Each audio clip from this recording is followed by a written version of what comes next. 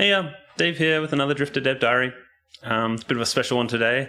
I've hit a big milestone in my development process. That's what I kind of want to talk about today a bit with my topic, planning and pantsing. It's also Melbourne International Games Week, and so Coral and Regular Hoon Basketball are on sale on Steam, and also you can play the Drifter demo for the next week. So if you haven't played it, I know it's a bit of an old demo now, but if you haven't played it yet, you've got a week to try it out. But yeah, so it's been a while since I last showed stuff off. About a month, I think, since the last one of these.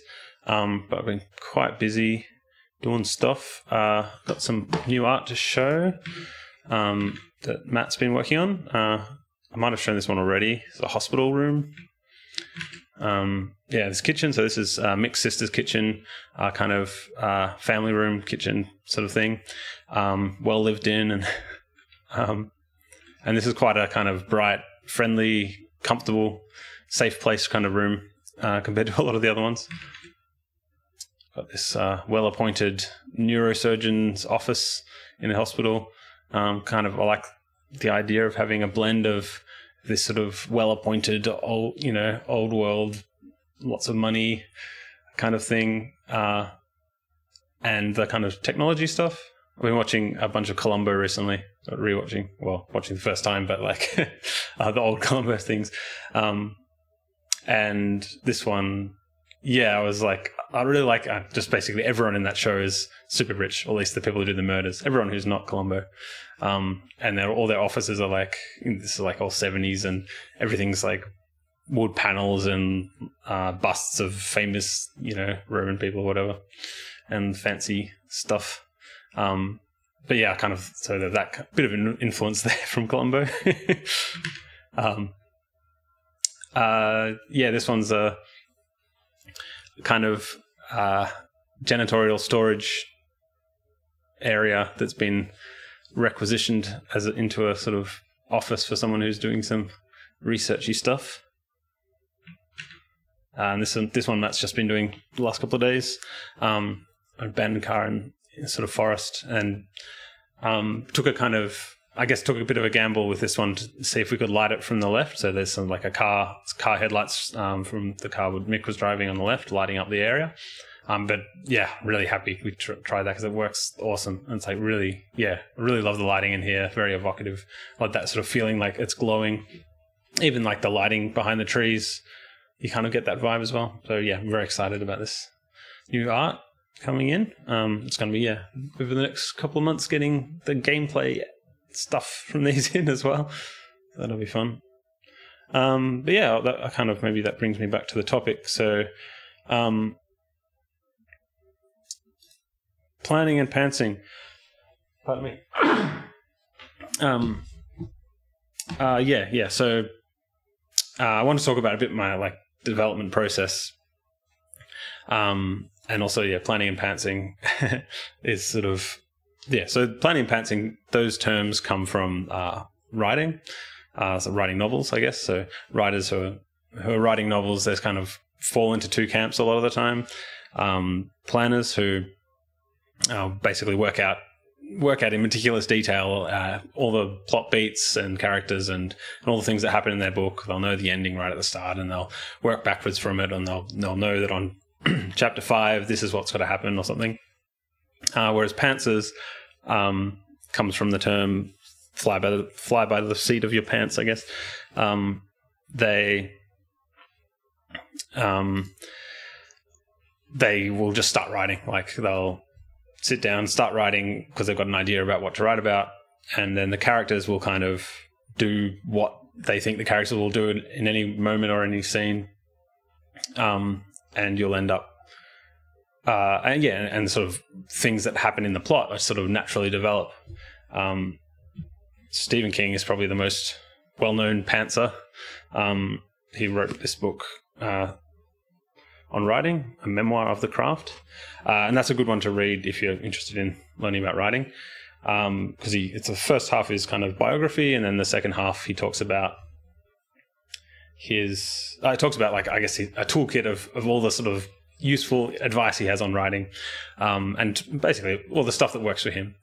and talks about the way he develops his novels, and that's something which helped me a lot when I was working on this game, because the games, like I'd worked on a lot of smaller stuff before, but it was always like a small adventure game. I'd have like a cool, quirky premise, and I'd have some sort of, I guess, goal for the character at the start. But and I might not know exactly what happens when they reach that goal, but I could kind of figure it out. So like, maybe I can find some examples. In Inanimate Mr. Coat Rack, there we go. The idea being that you've got this sort of mad scientist, and he brings this zombie guy, this Frankenstein's monster to life. But the Frankenstein's monster is very non-self-serious, and they kind of get on each other's nerves, and it's a bit of a buddy comedy kind of thing. But then they also, by the end of it, they kind of become friends. They kind of learn from each other a bit, or at least Bernie, the main character, learns to loosen up a bit, I guess. And so it kind of has this kind of plot and an arc to it, where, you know, there's some stuff that happens in between. They've got to solve some puzzles, but then it's really just a sort of quick like solve some puzzles, achieve the goal, and then the character sort of learnt something at the end of it. And I mean, that was maybe a 45-minute game. Illuvium's kind of similar. It starts with a kind of desert island thing. The player doesn't know what's going on initially, but the character's kind of surviving on this island.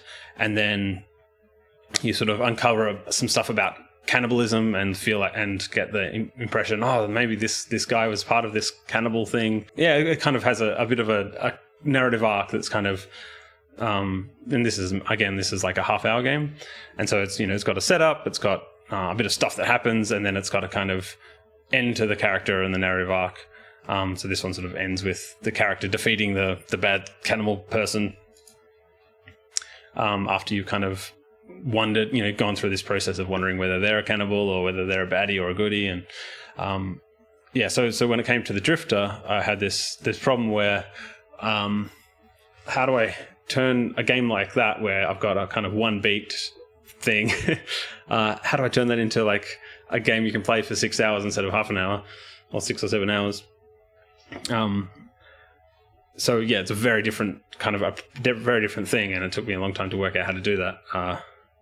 And I kind of tried to find any answers about like, how do you plot something? How do you come up with a plot? And most of the answers are just like, you just work really hard on it for ages until you figure it out, until you figure one out, and then next time you do it, you do the same process again because it's very hard. But yeah, sorry, getting back onto the topic. Stephen King's on writing was helpful to me. I don't think I'm completely a pantser or a planner, but I'm definitely more of a pantser, I think. In fact, it's very rare that anyone is 100% planner or 100% pantser.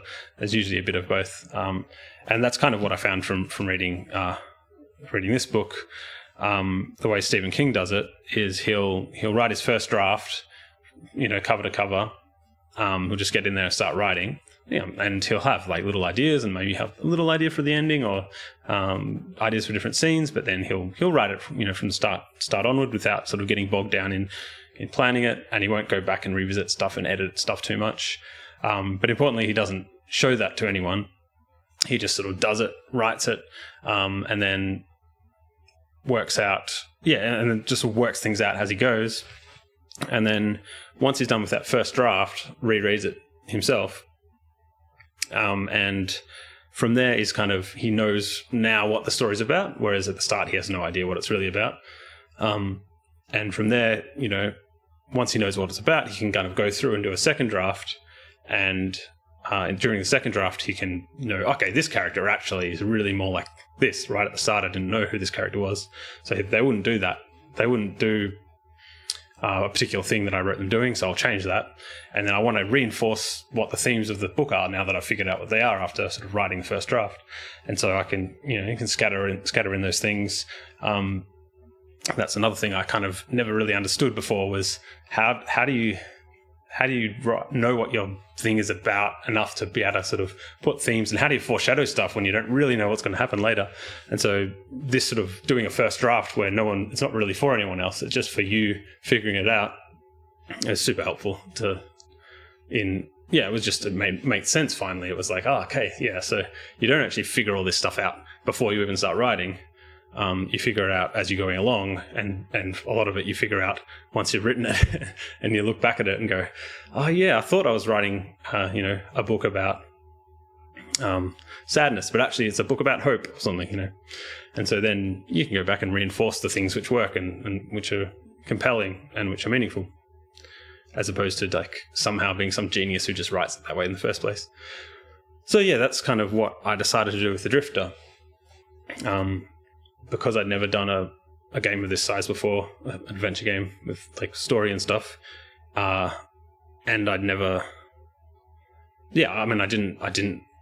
have the benefit of knowing that I can do this, and I wanted to do it well the first time, which is always a bad idea to try. It's better to, maybe I'd be better off having just made a full-length game that was not very good the first time, but really I was like, no, I want to try and do this to a good standard, that hold myself to a high standard, I guess, in terms of my writing. And people sort of commented on my shorter adventure games that they really like the writing, but I know as soon as I sat down to write a novel and showed anything, if I sat down and wrote a novel and showed anyone it would be like, this is very very bad writing in a lot of ways. It's one of those sort of, I don't know if you've seen those, I can't remember the name of them now, those graphs where it shows your knowledge about a subject, and right at the start you kind of learn a little bit about a subject and you gain so much confidence, the Dunning-Kruger effect or something, I think. You get so much confidence because you feel like you know everything, and then you start to learn a bit more and then realize, oh, actually there's so much more I need to learn to be any good. I had a bit of that process happen to me where I started listening to sort of podcasts on writing and reading a bit about it, and just realizing how much there is to take into account if you want to write well. So it was a big journey, and so I'm getting off topic. So my development process, the first big part of that was this first draft, and that took me way longer than I expected, because I was really like, I'll make the game playable from start to finish, but I won't worry about it being sort of playable for other people. So I can skip big chunks of dialogue where I kind of know I need to add some dialogue here, but it doesn't really matter because I know I kind of am just working out the plot and what will happen. And I'll do scrappy art myself, so I can just quickly throw it. If it changes, if something needs to change in the second draft, I can just chuck away a scene. I'm just not losing a lot of work, and I'm not wasting up other artists' time and things like that. But yeah, I definitely underestimated how long it would take to do that first draft, and how much time just design and like working out what should even happen would take. I think next time I might be able to do a bit more planning. I had ideas for scenes. I kind of had an idea for an ending, which ended up not being the ending at all because it was just really flat and boring. So yeah, those kind of came into it, and I kind of knew narratively and structurally where I wanted it to go, but I had to figure out solve all the problems to get that worked out and get something which actually cohesively worked as a longer game and had a lot going on, a lot of interest and sort of stuff to discover, and a lot of fun plot. Yeah, it was a lot more time consuming. And I think COVID and having a big lockdown in Melbourne didn't help that much, because I was sort of spend a lot of time where I just stand at the computer and not really, found it struggled to kind of know what to do next, or I kind of think I had an idea but I wasn't too sure about it, but I've got to push on, so I'll just start implementing things, and it wasn't too sure.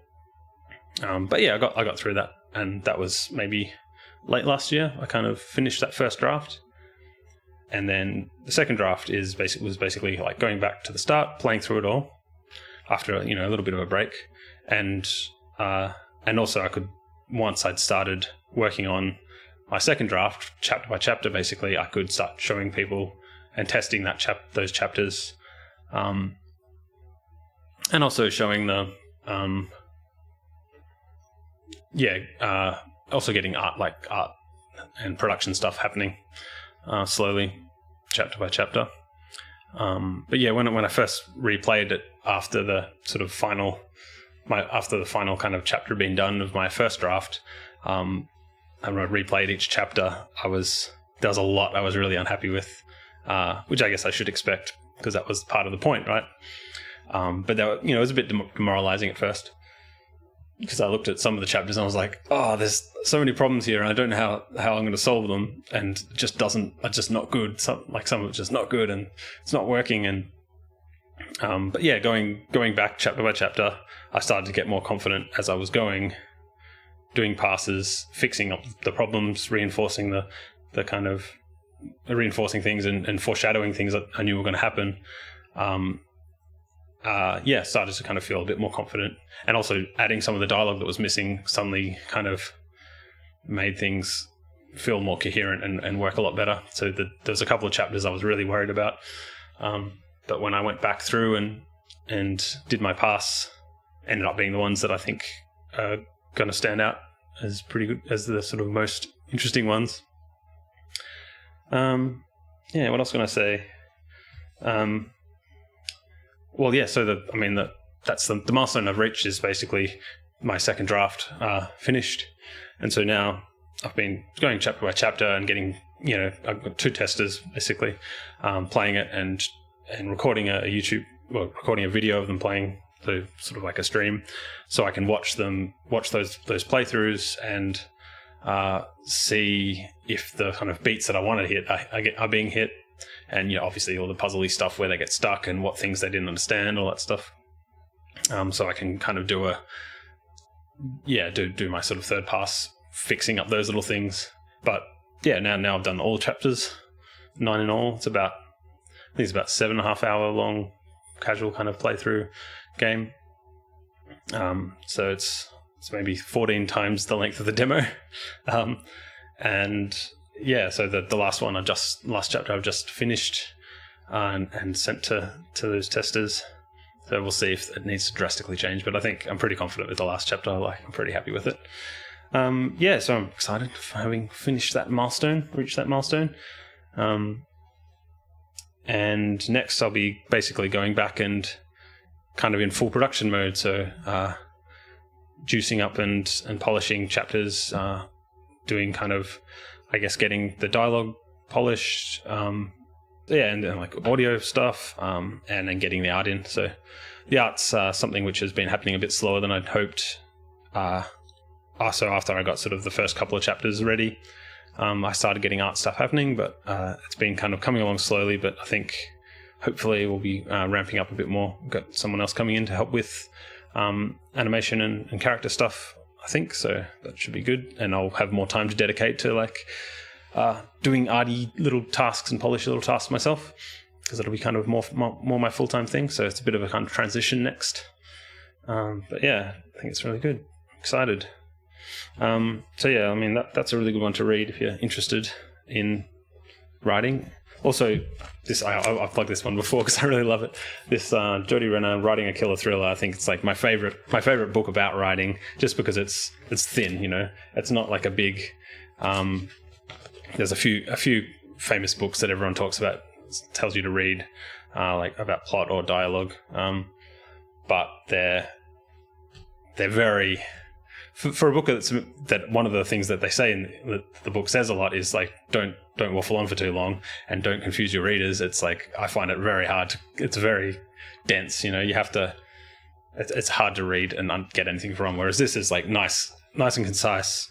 It's written like it takes a lot of notes from thrillers, I guess, where they want to be like short and snappy and get to the point. And so it does that as a book which teaches you about writing, and it basically just says, here's some stuff you should do and here's some stuff you shouldn't, things like that. But a lot of tips that are just super useful and inspiring as well. So that's a good one. But I'm excited to kind of move to the next stage. Yeah, I've waffled on way too long on this topic, but I find it quite interesting. I'll have to talk a bit more about writing because there's so many little topics to talk about. So if anyone has any thoughts on things they're interested in, how I've approached something, then let me know. Yeah, I'll leave it there. Until next time, bye.